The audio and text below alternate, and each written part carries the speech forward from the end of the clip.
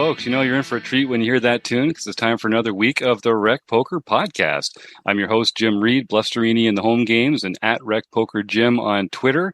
And if you want to learn more about me and the rest of the Wrecking crew, you can go to rec.poker/crew, or you can just listen up because you're about to meet a few of them right now. Well, I'm Chris Jones. You can find me 5B5 on Twitter or 5x5 in the PokerStars home game. And I am John Somsky, known as Poker Geek MN everywhere. I'm Rob Washam, and I'm Radman50 just about everywhere. And we have to thank our sponsors, the Running Aces Hotel, Racetrack, and Casino, and Mark Bershon over at Website Amp, because what we do over here at Rec Poker is for fun. We're a largely volunteer organization. Most of what we do is free, and we love for folks to come on over and get a free Rec Poker account. Join us in the forums, on Discord, listen to the podcast, submit your own hands for analysis, join the study groups, Chris's seminars, the book club, play in our home games, win real prizes, meet pros, and join our road trips and have fun social activities. It's quite a group of activities that we get up to over here. There's something going on each and every day, often 2 or 3 things. And like I say, it's free to join, so come check us out. We're going to do kind of a cool special episode tonight. All right. Well, thank you, Ace, for joining us. I've been looking forward to this for a while. So for those who don't know, I was a guest on the Perfect Pair podcast a little while ago. Ace is the host of that, and it's run along with Fun Country Poker, who's a friend of both of ours. So that was a fun way to get to know you a little bit, Ace. Welcome to the Rec Poker Podcast. Thanks for having me. Definitely been looking forward to this myself as well when I scheduled in advance. So Thanks for having me. Nice, man. Now, we're a podcast mostly for recreational players. No surprise there. You're kind of new to the game, but you've made a lot of leaps and bounds since you got into it. Why don't you tell us a little bit about sort of what kind of poker you play and a little bit about sort of like what your poker journey has been up until this point? Yeah, for sure. It's been a fun journey for sure.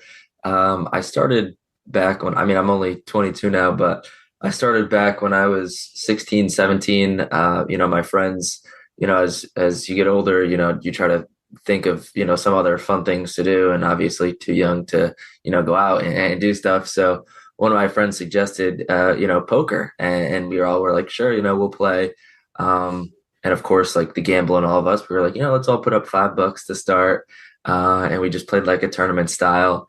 And I'm just like a naturally very competitive person. So, after the first time we played, I was already going home looking up like, how to play poker, how to get better at poker, all that good stuff. So after that, I just kind of like fell in love with the game, and it was so fun to keep learning. And then we kind of moved on from like my grade, the grade above me, and the grade below me, all just made like a big group chat, and like, once, twice a week, we would, meet up and just do like a little cash game. It started off like we'd all buy in for $20, like nothing big.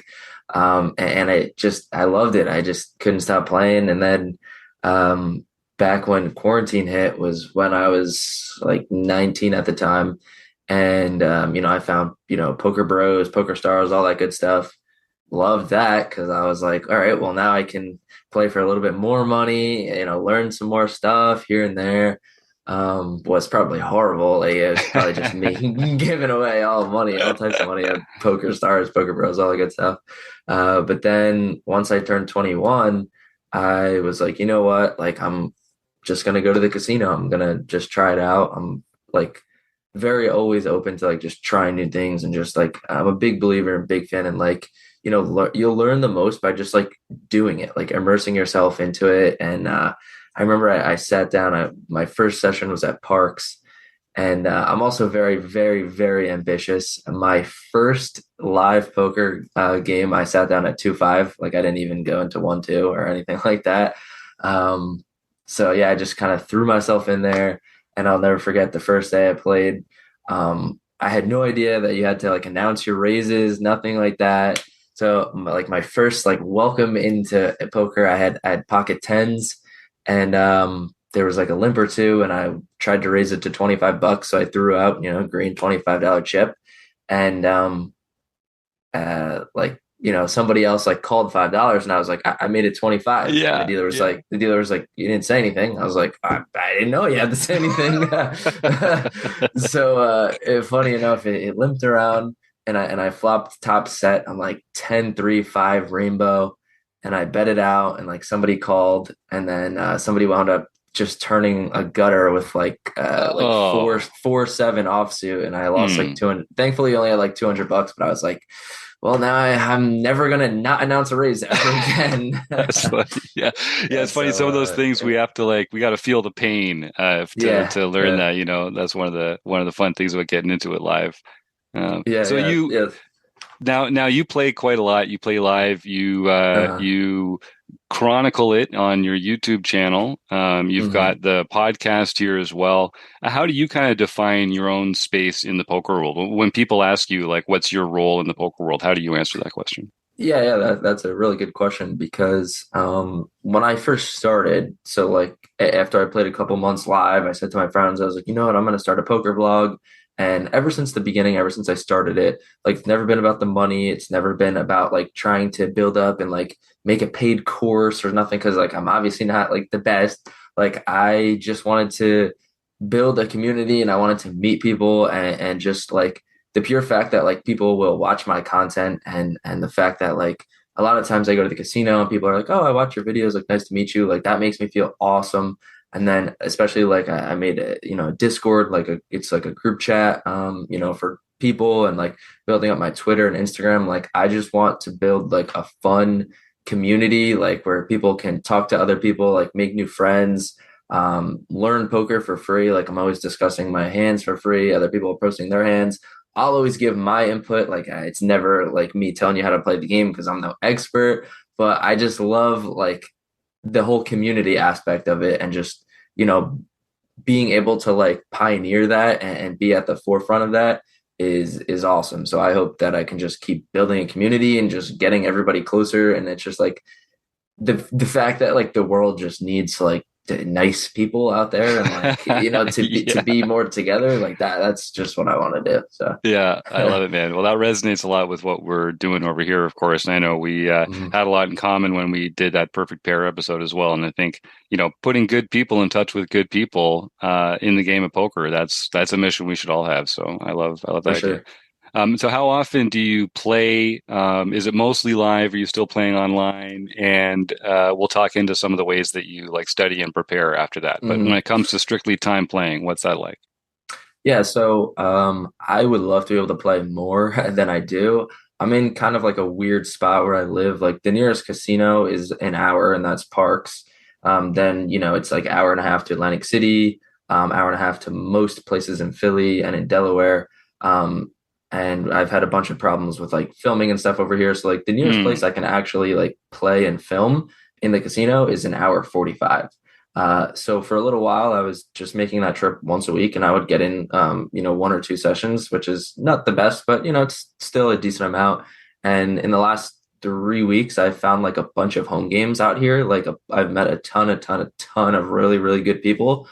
So I've kind of gotten into my schedule of like now I'm playing 2 or 3 times a week, which has been really, really good. So that's where I'm at right now. Nice. And, you get better by playing and, you're talking about your hands a lot with other people and chatting with them on Discord and that sort of thing. So that's a good exercise as well. Do you have any like active studying or how do you improve at the game? How do you study and how do you get better at the game?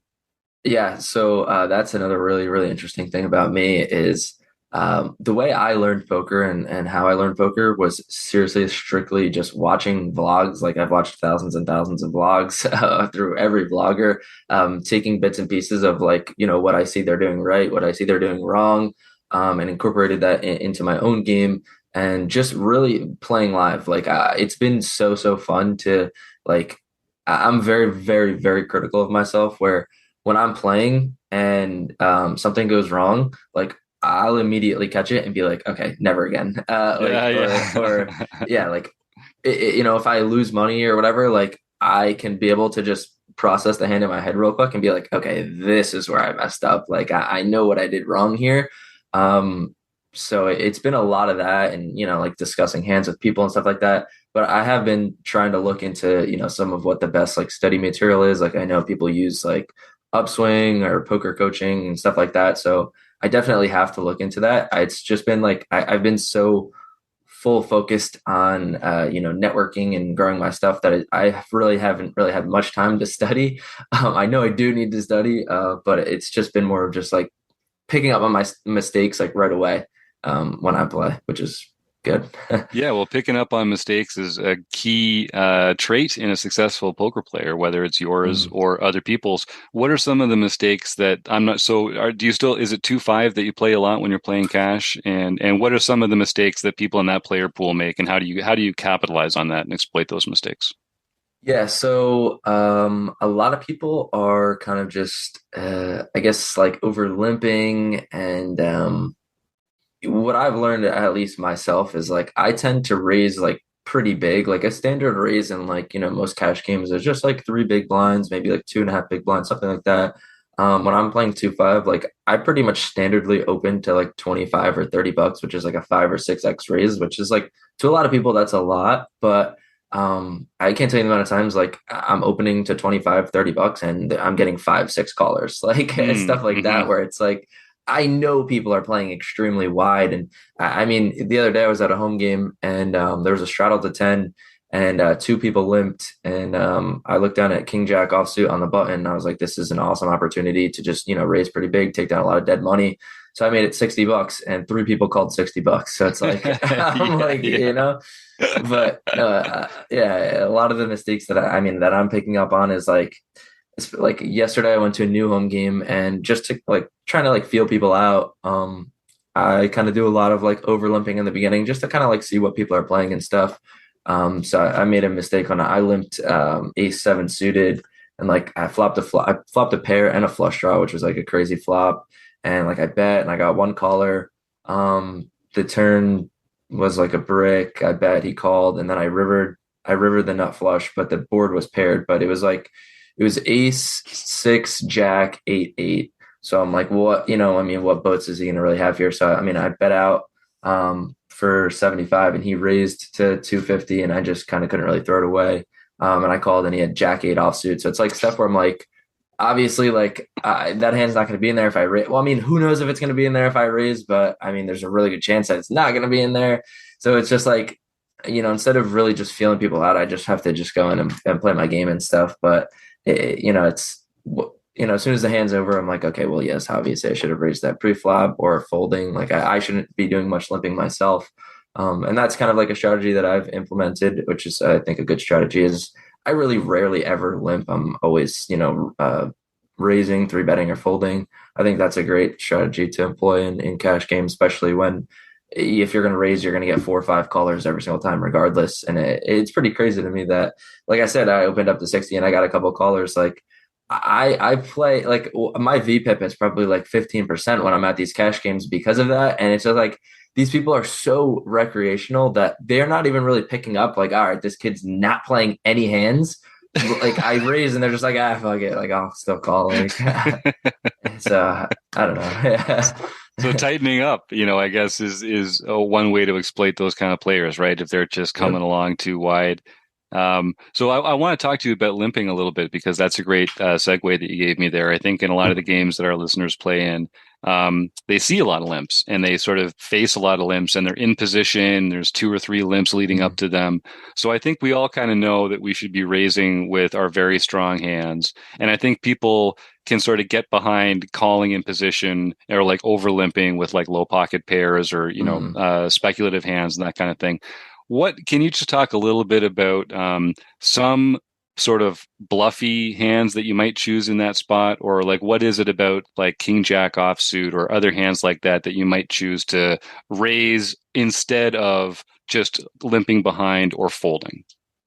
Yeah, so I just think in particular, like if you see a couple limps in front of you and you look down at cards that have good removal, like if King Queen, King Queen's a good hand, but like King Jack, like I'll usually put in some of those hands like ace 10, ace jack offsuit into those ranges where it's a good hand, but I just think that you'll be like throwing away money or getting yourself into really bad spots if you're just limping those hands. I think they're really good hands to raise and kind of capitalize on some limps, because obviously it's a really good opportunity. If I raised King Jack there and then I got everyone to fold, I'll pick up like 35 or $40, for nothing. But that is a good point. The only couple hands that I really will raise is like, that I will limp is usually like pocket twos through like pocket sixes. I just think if you're in a game where like pretty much everyone's calling your raises, that there's really no point in raising those hands, because it's almost also that you kind of want a lot of people in the pot with you then, because if you flop a set, it's very likely for them to have like a weird two pair or something like that, for you to get a lot of value from and potentially like cooler somebody else. Like you don't necessarily want to be going heads up with somebody with pocket twos, pocket threes, fours, five, sixes.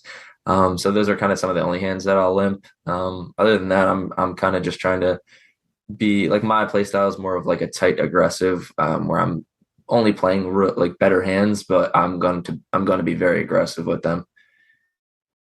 And you talked about having some issues recording. I'm guessing that has to do with sort of like casino security policy, or they don't want video from inside.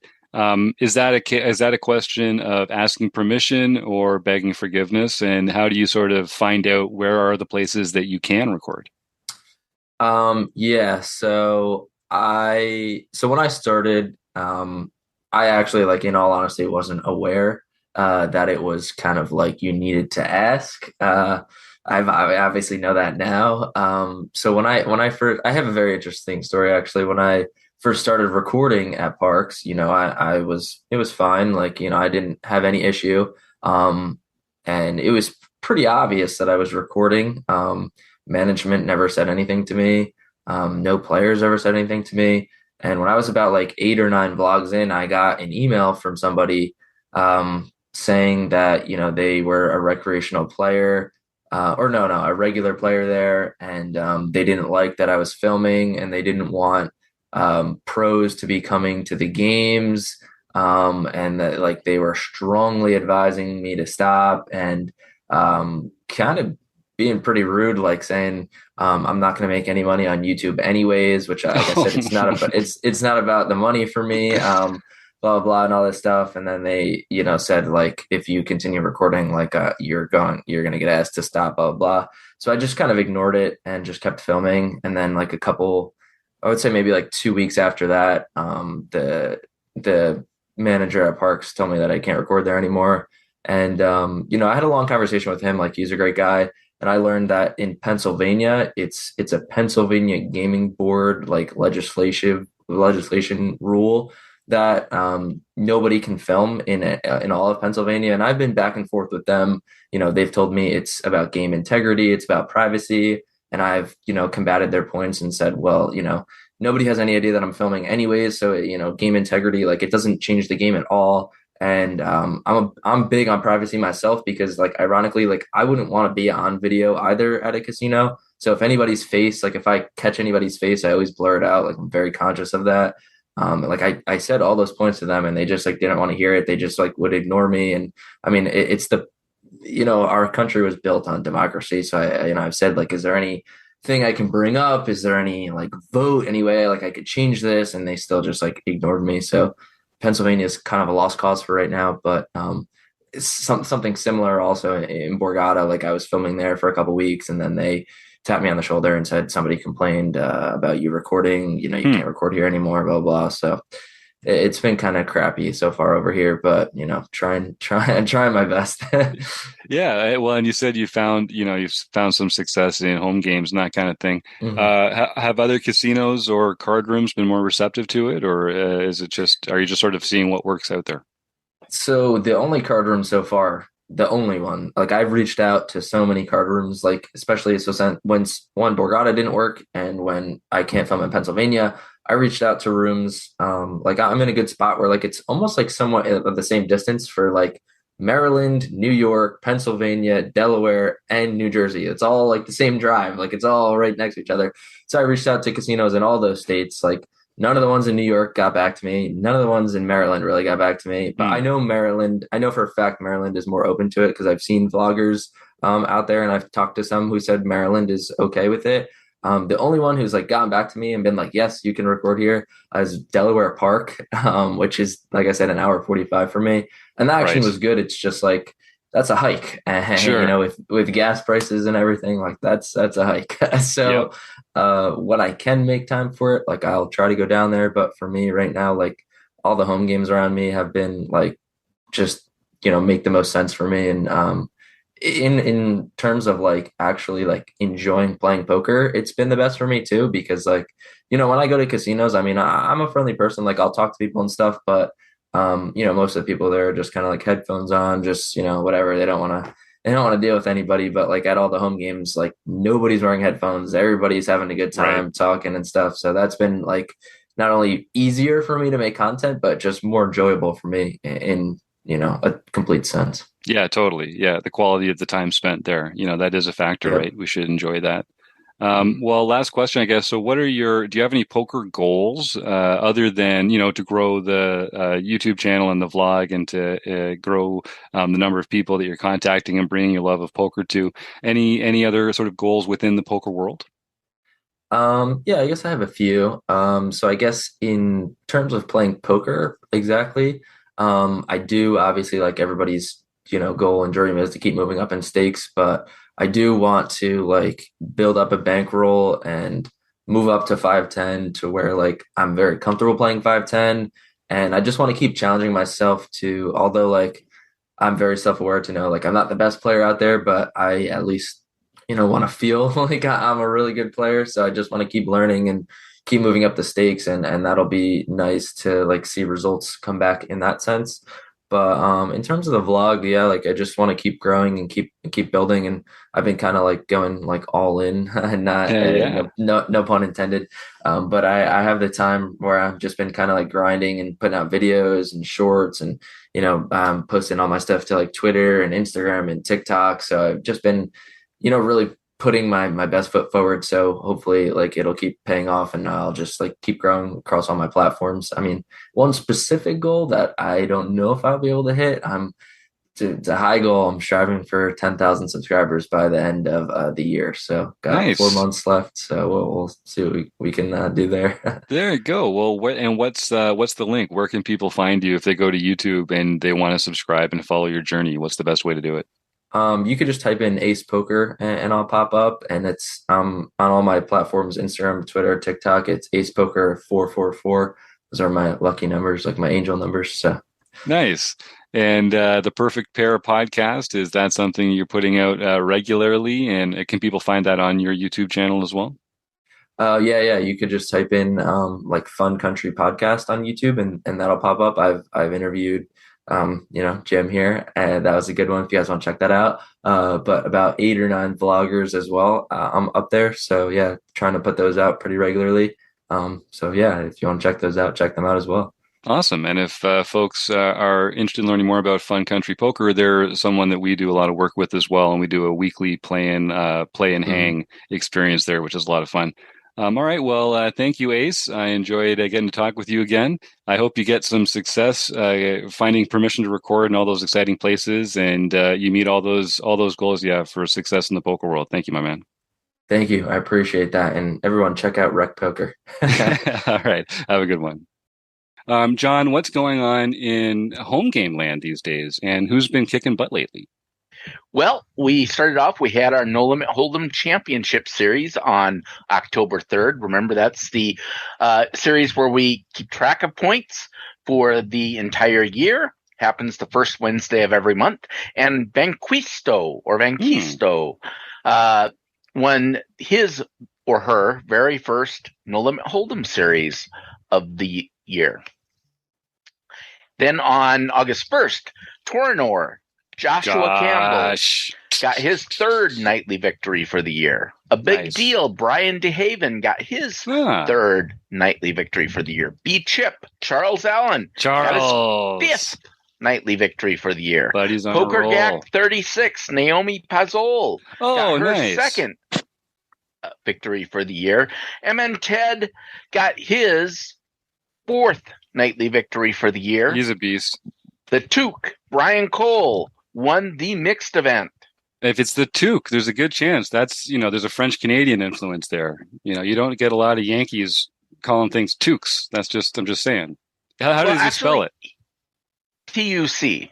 I think it's a reference to a mechanical machine that was supposed to be faked or something like that. Oh. I remember hearing, I think, if it's what I think it is.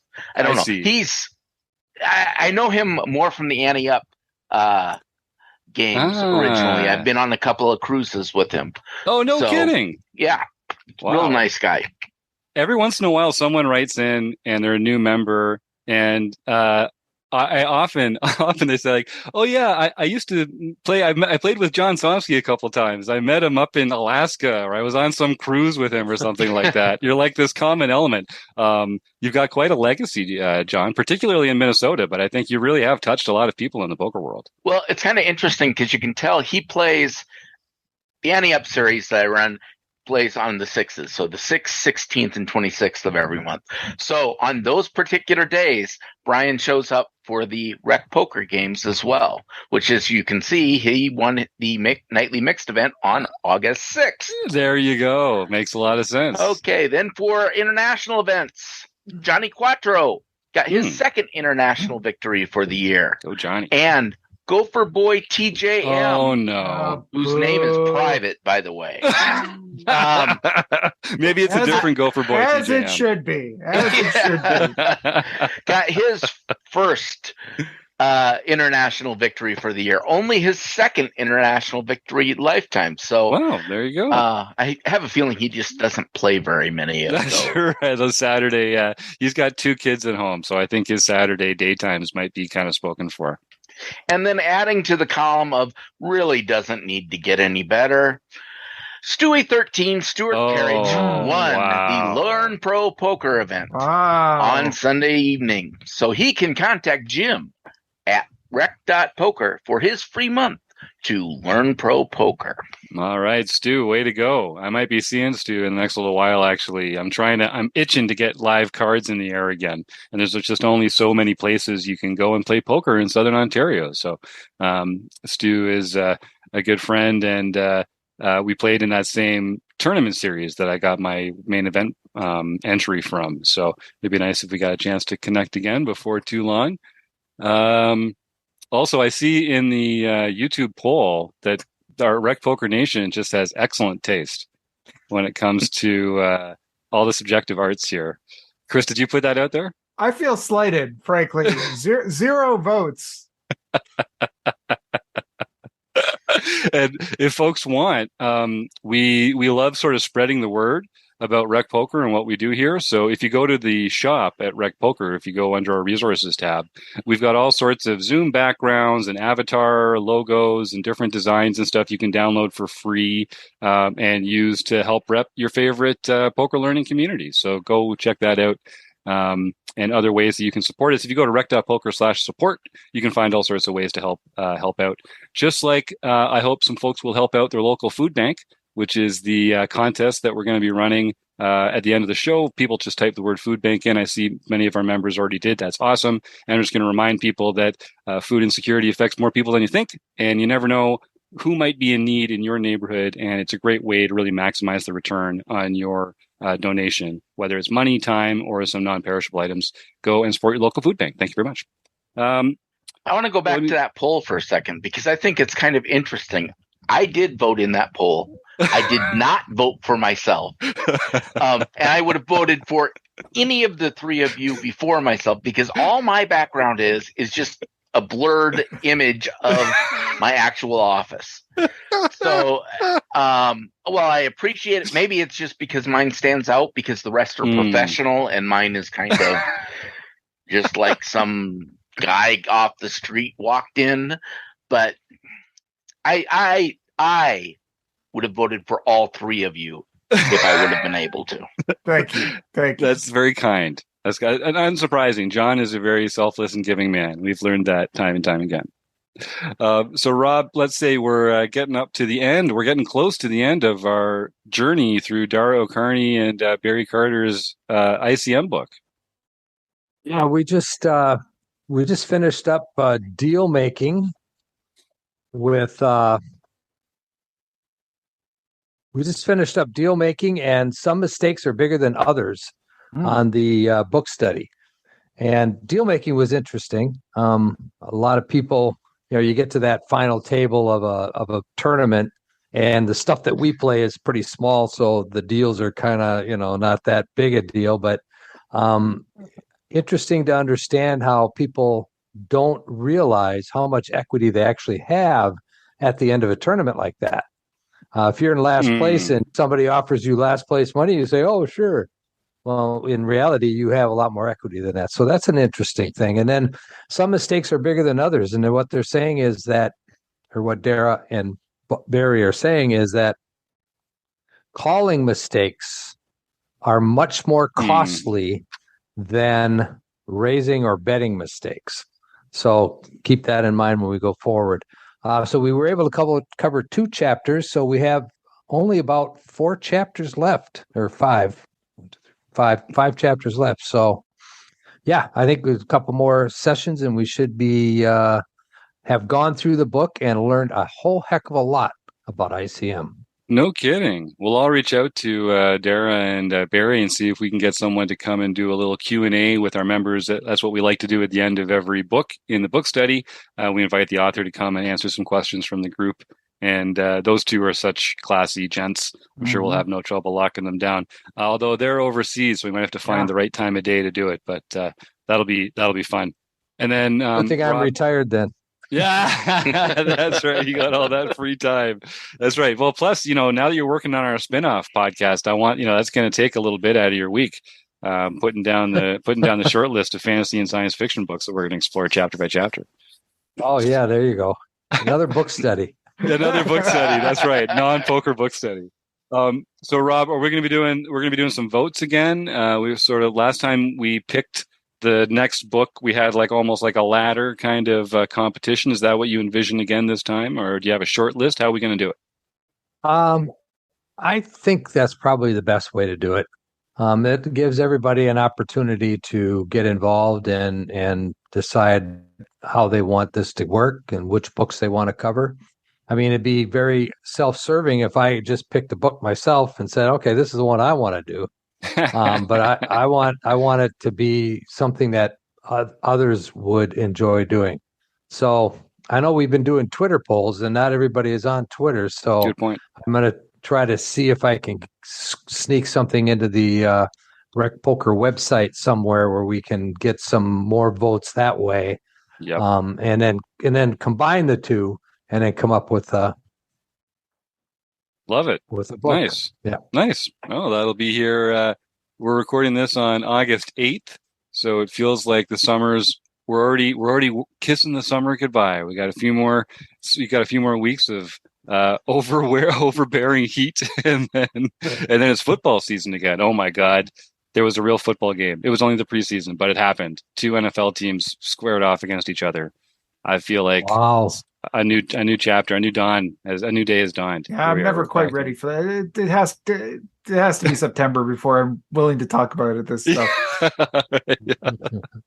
Yeah, the preseasons. There was this great ad for the NFL Network back in the day, which was get your predictions in, or stake your claim, whatever. This one that always made me laugh back when the Raiders stunk every year. Yeah, Eric and Rich, I said it back when they stunk all the time. It was this guy saying, "I know it's just the preseason, but the Raiders are 4-0, baby." Anything is possible in the preseason, folks. So if you're a football fan, enjoy that. I got a few more weeks before I get used to life as a Steelers fan without Ben Roethlisberger, so I'm going to soak that up too and get a little sense of normalcy before the end of the world. All right. Well, that was enough of that. Is there anything else we should tell our wonderful folks about? Chris, the theme of the month is blind versus blind. We recorded a forums edition of that, which was pretty interesting. I really liked I really think the way that you talk about how ranges are capped and uncapped according to the certain actions preflop, that really it's not. It seems kind of obvious when you talk about it, but it's not that obvious until you examine it. So that was really. And when you get, I think in the middle of those situations, we often think of, like when two players limp and it's not blind versus blind, right? You get a limp to the flop. It's like it's a totally different situation than in the blind one. Somebody really has a clear advantage in those spots. So I think it's good to review, and I'm looking forward to the conversation at the end of the month. Be sure you join us for that, because I think it'll be a good conversation. Rob pointed out to me a hand which I think we'll bring to as part of that conversation, which is based on the Adrian Mateos Inside the Mind of the Pro episode. So I'll post something about that both on the forums and on Discord, and come join us for that, because I think it's it'll be a good framework. And then we're getting ready for September, when we'll be looking at responding to C-bets and how do we approach the other side of the table. We've spent a couple of months prior to the blind versus blind talking about C-bets in and out of position, but now we're looking at defending against them, and that'll also be good. And speaking of Dara Kearney, I have just sent him a hand for his review, and he's getting that back to me for that as well before he heads to the EPT. So we'll be cheering him on there. Yeah, that's right. Every month, Chris picks a hand from our premium members seminar recording session, where our members get together and play on Poker Now to kind of simulate a different tournament stage. And then freaking Chris Jones and Dara Kearney review the action, pick a hand, put it through a solver, share their feedback, and a couple of premium members get some pretty high level feedback on how to play in that spot in the future. Just one of the perks of joining up for your first month for $5 using the code RECPOKER. And speaking of forums episodes, I will say we record this one, the chats, every week live on YouTube. And every 2 weeks, we stickle around afterwards and we record an edition of the forums. And I encourage all our premium members, if you've got a hand in the forums or on Discord that you're interested in talking about on the air, or you think other people might be able to learn something from, nothing makes us happier than when a premium member comes and joins us in the conversation for the forums edition to the chat. So if you're free on a Monday night, go and check it out. I see. I think Chris Jones is really finding his stride in the YouTube chat here. I was just going to say that one of my favorite forums edition regulars is John Crowell. And even though he is a Patriots fan, we still let him in. And I see Josh Campbell and Roger are also disqualifying themselves from future consideration when it comes to polite football conversations. That's good. I like those guys, and I know we can have some fun ribbing on each other. And I know, come on, Steelers fan, bunch of people in Minnesota. We got to bring some heat into this, or else it wouldn't be any fun at all. But that is for another day. So I want to thank Josh, Roger, who else was in the chat here today? Evil Roy, Martha. Everyone else who was in there contributing to the polls. I think most of you are actually premium members already, but if you're not, send me an email, jim@rec.poker, and I'll hook you up. Thank you for joining us for the show. And thanks to our sponsors, the Running Aces Hotel, Racetrack, and Casino, and website AMP. And thank all of you, all our listeners, for making all this happen. And of course, Chris Jones, Rob Washam, and John Somsky. Y'all are the best. We'll see you again real soon.